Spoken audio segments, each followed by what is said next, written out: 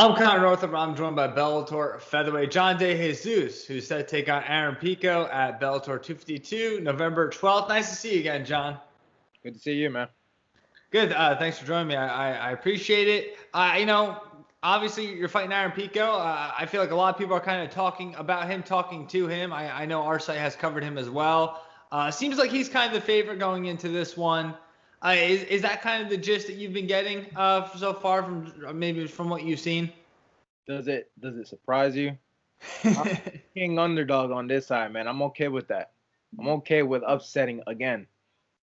Yeah, and I kind of want to talk to you about that too because, like you said, again, and Parabchenko, I feel like we were kind of having the similar conversation before that last fight. He was obviously 16-1. You know, I think we kind of talked about his strength of opponents in the past, but with that one too, I mean, does this feel very similar in the sense? 100%. This dude's gonna come forward. He's gonna go crotch sniffing. I'm gonna stop him. I'm gonna break his will, and I'm gonna get a finish this time. Yeah. How big was that Parabchenko win for you? Because not only did you get, the win inside Bellator, but, you landed that flying knee. I think it was in the second round. And that got you some hype, too. I mean, I saw ESPN had a little coverage of that as well. So your name was kind of getting around there. I mean, that had to be good for the brand. For sure, man. I blew up a little bit, but people around me weren't surprised. I've been landing flying knees for a while now. I just finally did it on the biggest stage. Yeah. How long was it after that win that Bellator kind of, came back to you and said, hey, we want to give you like a contract or kind of set you up with this Pico fight? I want to say it took about maybe a month, not even, a little less than a month. Yeah. Awesome. And I mean, after you had that performance, did you feel like something was gonna kind of happen? Oh, 100%. I was one of the more exciting fights of that night. So, after landing that flying knee and showing out what I'm about, I knew Bellator would come back home. Yeah. And obviously, I feel like, especially for a guy who's kind of been, I guess, just, he's pretty far into his career, but for Pico, I mean, I feel like we've just been watching him from the beginning, and he's a guy it's been well documented what he's been doing, and it seems like he's been getting better as of late, and it definitely has had a better record as of late. What have you taken from some of his past performances? I know the man's strong. I know he wrestles good. He's got good hands, but he's going to come at me just like every other wrestler's came at me before. He's going to show nothing different from the past that I've seen, and that's going to be his downfall. Yeah. He's been kind of known, too, to be, a little bit flashy as well. I mean, do you kind of believe, like, the hype behind him? I didn't. When he was on top of his game, knocking people out, I put him on one of my lists. This is when I was doing a lot of regional shows, and I had this list of people I would love to fight one day, and he was one of the top dogs on that list. And I just never really believed into the hype, man. People like to hype a lot of people that aren't necessarily all that great. You know what I mean? They might have something well going for them, maybe Olympians or, boxers or something like that. They got something good going on for them, and they like to hype them. They like to make money off of them. But as far as the skills goes, I'm not impressed. Yeah. And let's talk a little bit about the skills, too, because you said something I thought was interesting before about, it sounded like you think he's going to try to take you down. Obviously, I feel like more recently he's kind of been dubbed as a striker for some of the finishes he's had. I mean, for you, do you see him standing with you at all in this one, or do you think that's going to be the game plan from the beginning? I watched an interview he did with Mike Heck. He said, with this intense look in his face, I'm going to elbow his eyeballs. I'm going to punch his body. I'm going to kick his legs. I almost thought he was flirting with me for a second. I want you to do, but I doubt you're going to try to do that. You're going to go and try to find out what my jockstrap smells like. Oh, man. Well, yeah. Not too much to add to that, but you've had over the double amount of fights than this guy too, and I think he's fought some legit contenders. I think that argument could be made, but how much stock should we kind of put into experience in this one? A lot of stock, man. I've been in there with the best. I've been in here for a long time. He's not gonna show me something I've never seen before. He said he's gonna make it a dirty, greedy fight. Come on down, man. Come on down to my lane. I'm okay with that. I'm okay in these dog fights and these firefights. I'm okay with all of it. Come on down. Yeah. And I feel like there's been a lot of talk about him as far as like what he's been doing recently too in the streak. But I mean, looking at you, I mean, you're on a streak of your own too. Is there anything that's kind of led to that so specifically? Did you make any like certain changes, or just kind of culmination? Did one thing kind of click? What's kind of led to that? The game's finally catching up with me, man. Or I'm catching up to the game mentally wise. That's all it was. I've always had the skills. People have been telling me since I first started that I'll be either in one of these top promotions, either the UFC or Bellator one day. And they've been telling me that for years, and it's finally coming together mentally. Once I put it together mentally, forget about it. Yeah.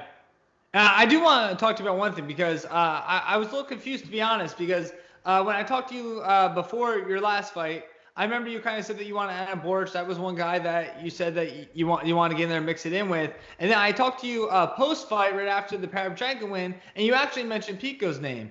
And then when I talked to you right before this fight was announced, you said Borics. Which one is that? I mean, do you just want all of them at this point? I mean, I don't remember saying Pico. I know that I've been looking at Pico for a long time, so I might have said it without even thinking it. But I wanted Borics. still want Borics. But, I got Pico, and that's all good with me. Yeah. Do you think if you get the win on November 12th, does that all about guarantee that, you can get Borics? When I get the win on November 12th, Borics is coming my way, or he's going to look like he's scared. Yeah. Now, Borics, too, I think he is scheduled, if I'm not correct. I believe so. So I'm going to have a close eye on that one, too. Yeah, for sure. And I saw Josh Frem actually just picked up a win, LFA, finished victory, and I've seen you kind of backing up him.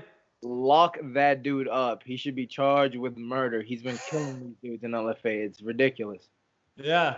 Well, I'm guessing you were able to catch his last fight, too. What did you kind of make of that performance? Yeah, I mean, the man's a killer. I've even sparred him before. The man is a killer. And now he's just showing it out in the biggest stages. So I feel like he's going to be doing big things here real soon. And then my boy Nick Brown's fighting for the strap too. We all came up together. We all trained together, and we're all going to be doing big things here in Pittsburgh. Yeah, awesome. I actually wanted to talk to you about that a little bit too, because obviously we're getting close to end of year here, building momentum for 2021, especially after a tough 2020. Not so much in the cage, but with everything else going on. I saw Common Worthy. He kind of wanted, I saw some interviews where he wants to get one before the end of the year too. So, do you feel like since this one is kind of towards the end of the year too, do you think it's a kind of perfect opportunity for you to maybe set that tone going into next year? 100%. We've been doing it all year long. We're going to go in there and do what we do and do it at the best quality performance that we can do. That's what we're going to come out to do. Yeah, for sure.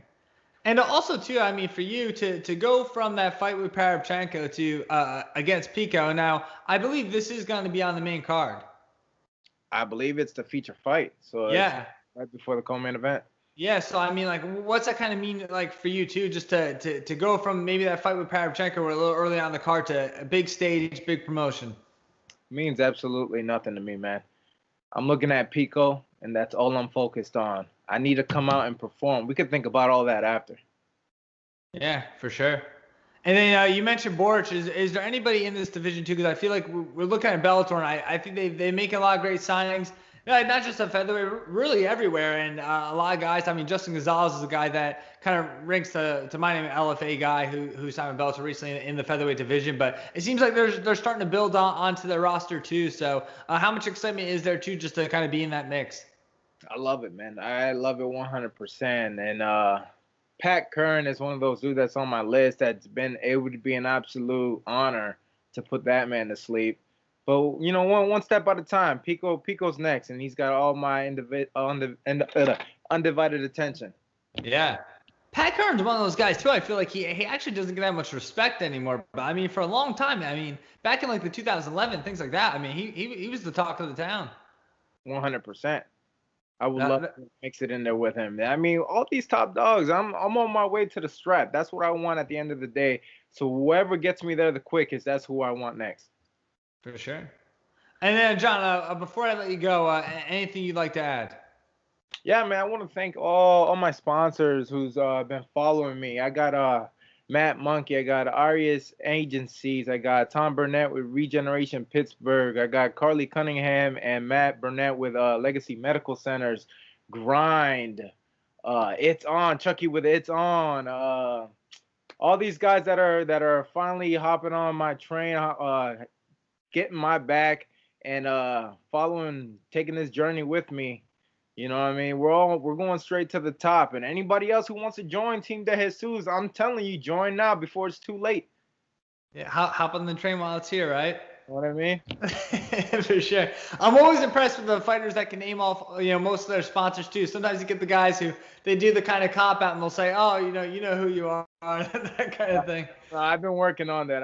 That's a big step in being a professional. So I want to do it all. For sure. All right, John. Well, thank you so much for giving me the time. I wish you the best come November 12th. Yeah, man. All right.